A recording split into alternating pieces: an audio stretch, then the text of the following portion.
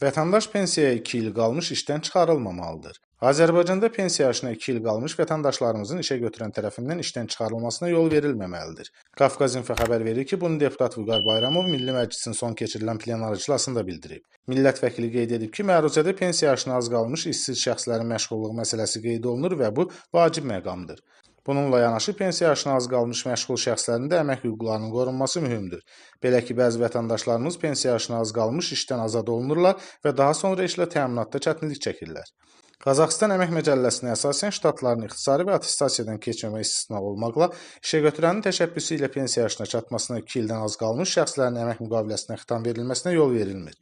Belə praktika bir sıra digər dövlətlərdə də tətbiq olunur. O baxımdan daha məqsədə uyğun olardı ki, Azərbaycanda da pensiya yaşına 2 il qalmış vətəndaşlarımızın işə götürən tərəfindən işdən çıxarılmasına yol verilməsin. Bu, onların sosial hüquqlarının qorunması baxımından vacibdir.